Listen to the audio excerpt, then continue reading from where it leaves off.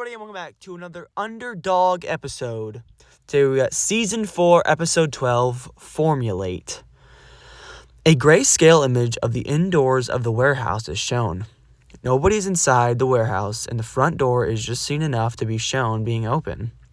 It cuts to the orange alien sitting in an office chair with his feet kicked up on the table that is holding up the box monitor with the surveillance video. They're sitting there, twirling a toothpick between their fingers, another one placed between their teeth as they're watching the monitor. The alien groans and throws his head back, before tapping a small black earpiece lodged in their ear. They haven't been in the warehouse for like 50 years. They release their finger off the earpiece and spit the toothpick out of their mouth onto the ground as they wait for a response. A small crackling sound can be heard, and a muffled voice comes over the earpiece. Ha ha. Of course I thought of that. I'm not an idiot. Alien lunges his head forward and leans closer to the monitor in his chair. They click a button on the monitor that changes to a different camera, one viewing the outside perimeter of the warehouse. It cuts to an angle of the alien's black eye where their eyelid squints. Well, that's not good. They put the toothpick they were twirling into their mouth and begin to chew on that one. They bring their hand up to the earpiece again and take a deep breath before holding down on it. There's been a slight inconvenience. The earpiece crackles again and the alien grimaces. I don't know, just not good. The alien spits a toothpick out of their mouth, hitting against the monitor, roughly.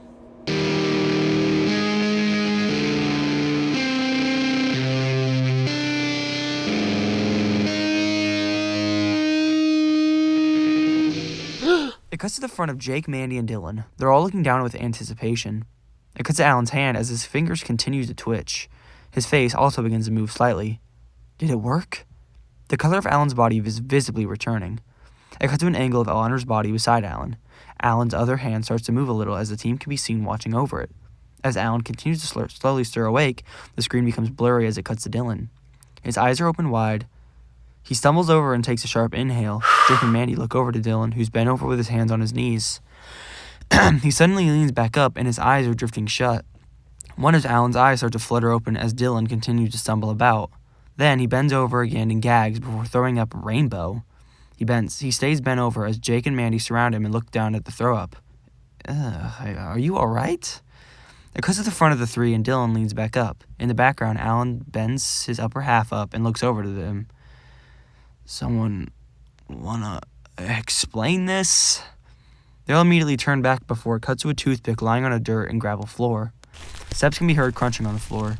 It cuts to the face of a young woman wearing a long black trench coat. Her short brown hair is bouncing as she approaches the Underdog warehouse. The three can still be seen standing, and Alan is still lying on the grass with his body half bent up. Mandy is the first one to take notice of the girl walking towards them and points it out to the rest of them. They all turn their attention away from Alan and look at the brown-haired girl. Dylan, still woozy, nudges Mandy to confront her. Eventually, the girl reaches the team, and Mandy steps out in front of them. This is private property. The girl reaches into her coat pocket and pulls out a police badge. I'm going to be taking you to the station, miss. Mandy stands there confused. And what's your reason for that? As they start to argue, a loud ringing sound plays as it zooms in on Dylan, still recovering from the use of the rainbow power. His veins glow a faint shade of rainbow again before the ringing fades away, and he takes one final breath before rubbing his eyes and wiping his hand over his mouth. I really don't appreciate you chastising me. Chastising you? I'm just doing my job, ma'am. You still haven't gave me probable cause. Suddenly, Dylan walks in between the two and looks at the police officer in front of him. What's this for, huh? The officer sizes down a bit but remains confident. I have reason to believe this warehouse here contains narcotics. A tiny speck of sweat appears on the officer's forehead. Dylan laughs out of his nose. The only thing you'll find in there is racks and racks of boxes and packages. The officer nods to her right where Alan is completely silent as he is still regaining his senses, and Wander, who is still deceased. Not to mention these two, who I presume to be at a near-death state. And why would you presume that? Dylan crosses his arms, stepping closer to the officer. This guy here seems like he just got rocked and is recovering. Unless you have a warrant, I suggest you get the hell out of here. The two stare at each other for a moment before the girl sighs. Fine. You left me no choice. The girl bends her knees and swiftly launches herself in the air with a jump. Mid-air, she does a spin as she's extending her leg. As she spins fully, her now outstretched foot smacks against Dylan's face hard. He gets sent back, and the officer lands back on the ground. As she does, her skin starts to unravel into the same orange skin of the alien that was at Dreamer's base. Dylan, whose hands are planted in the ground, begins to get back up. He waves off Mandy and Jake and looks over to Alan, who's still barely awake. Jake and Mandy steps backward and allows Dylan to fight solo. The alien is still with her fists raised to their face. Dylan stands fully up and takes a deep breath. It zooms out on Dylan's hands and he rubs them together before they ignite with orange fire. He nods his head to the side before pulling his left fist back and sending it towards the alien. They grab it and pull Dylan into him before kneeing him in the stomach. Dylan grunts as the alien pushes him backwards. The alien pulls out 2 tiny knives and arms them in both hands. They slash with one of the knives, but Dylan dodges backwards and gets a little closer to Mandy and Jake, who are tending to Alan. Dylan starts to swing his fist rapidly, the alien weaving through each punch. The alien jumps back and throws the right knife at Dylan. It cuts through Dylan's left cheek, but not enough to stop his charge of punches. The alien continues backing up, and Dylan starts to lose energy. He bends over and gains a few breaths back as the alien surveys him, planning his next attack. "How did you bring him back to life?" The alien points at Alan on the ground, who seems a little more awake. Dylan glances up at the alien and bends back up. "What's it to ya?" The alien smirks, gripping tighter onto their knife. "What you did? It was impressive." The alien voice sounds gently impressed. Dylan chuckles. "Uh-huh. Want to see me do it again?" The alien's grip wavers as his smirk does the same. Dylan takes a deep breath and debates if he should use the 7th power again. Dylan glances back at the 3 behind him, nearly oblivious to the counter between Dylan and the alien. He turns back to the alien and takes out a drag breath. "No!" The alien suddenly charges at Dylan, the knife pointed at him. They jump in the air and pull the knife behind his head before slamming it down at Dylan. Dylan takes a small step to the right, causing the alien to miss their strike. Dylan uses this opportunity to grab onto the alien's clothing and throw him into the outside corner of the warehouse, stunning him. Dylan chuckles as he approaches behind him and hits the back of the alien's head with his fist, knocking him out. The alien collapses onto the grass. Dylan looks down and taps her body with his foot, checking. After no movement, Dylan turns around and goes over to Jake, Mandy, and Alan. "Hey." Mandy looks up to him while Alan and Jake are slower to react. They look to the alien's body on the floor and smile before looking back up to Dylan. "I'm going to take it inside, lock it up." "I'm going to take it inside and lock it up." Dylan turns to the body, levitating with his powers. Jake gets up from the ground and walks over to Dylan. "Hey." "Dylan?" Dylan continues floating the body, but stops walking and looks over to Jake. "Yeah?" "After you resurrected Alan, what was that?" Dylan looks at Alan and Mandy. "Just some kind of actor effect, I'm sure." Jake sighs and turns back to Mandy and Alan. Dylan goes to the alien's body, picking up with his powers again. Dylan bashes the front door open and steps into the warehouse. The door swings shut as Dylan walks further in. Dylan lets his powers die down and drops the alien on the floor. He looks around the warehouse, biting his lip. It cuts to Dylan latching handcuffs onto the hands of the alien. He then pushes the passed-out body against the wall of the warehouse. Dylan starts to walk backwards, keeping the alien in his sight. He pushes the door open and walks back outside. Alan has now stood up, but not without the support from Mandy and Jake. Mandy and Alan look over to Dylan, with Jake following shortly after. They're locked up in there. Mandy and Jake nod while Alan stares to Dylan, a little uneasy. Dylan notices this. "How ya feeling, Alan?" "I mean, he hasn't said a word yet. I'm fine." Alan cuts off Mandy as they begin to walk slowly past Dylan and into the warehouse, all while Alan and Dylan continue to stare at each other. It cuts to the inside where Dylan has stood in front of the unconscious alien, still leaned up against the wall of the warehouse. Behind Dylan, Jake stands there. In the background, Mandy can be seen sitting next to Alan, chatting with him, occasionally glancing over to Dylan and Jake. Dylan's posture is slumped as he waits for the alien to wake. The memories of the mall occupy his mind as he stares blankly into the alien's singular eye. That eye, which he is looking at, begins to flutter open. The alien shifts as they start to awaken, immediately noticing the different setting and the people in front of them, but also noticing the black sphere by the front door that has gone unnoticed by the team. Finally up. They look back to Dylan, who's taking a step closer to them. "I ain't telling you nothing. I ain't telling you nothing." Dylan sighs and glances back to Jake, who's watching intently.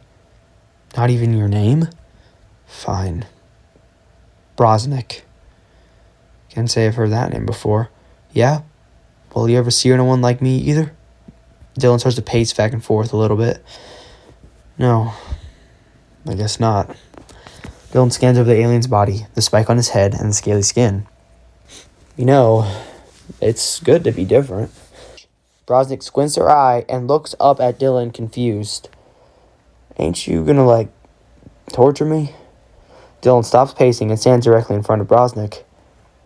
I have no intention to torture you, Brosnick. I just want to know about Dreamer. Brosnick closes her eye and nods her head, a small smile forming on their pale white lips. What you want to know? So you do know him. Excellent. Dylan starts to walk around again. How did you manage to even land a job working for him? Whoa, who said I'm working for him? Cut the bullshit. How did you get here? Where is he set up? And where is he keeping Zara? Dylan's voice gets raised, causing Alan and Mandy to look over at him. Brosnick lets out a couple dragged out blinks. How did I get here? Well, let's see. Brosnick sets up against the wall, testing his strike on the cuffs. Dreamer wanted somebody who could fit the skill set he required. And that was me. Dylan looks back at Jake again, who is trying his best to stay in the conversation. What can you tell me about Dreamer? Brosnick thinks for a moment before replying. What can you tell me about him? Dylan stares through Brosnick's soul for a second before looking elsewhere and responding. He's a terrible person. You know, I think he's planning to drop a huge bombshell on you. Metaphorically, of course. There's a lot you're not telling me. You're right. There is a lot. Tell me it, and this might go a lot better for you. I'm more scared of what your father will do to me. Dylan freezes. Whatever you do, you can reverse it. Erase it. With that device. You know, has he even told you the truth? Dylan blinks and continues to stare at Brosnick, his eyes starting to blur. Dylan! Dylan snaps out of his trance and looks back at Brosnick normally. The truth. Has he told you it? What? Dylan snaps out, finally realizing that Jake has hovered way back to Mandy and Alan. Brosnick, you tell me more, or I will give you back to Dreamer. Brosnick lets out a small chuckle. It's probably better if he tells you himself. Dylan takes a deep breath before turning around and heading towards the rest of the team. Alan has finally stood up and is just staring at a wall of the warehouse, while Jake and Mandy are sat down away from him. Dylan looks between the two groups and walks towards Alan. Brosnick. He tell you anything? Dylan stops, surprised by Alan's sudden speech. No, we should talk. Alan turns around to face Dylan. The mall.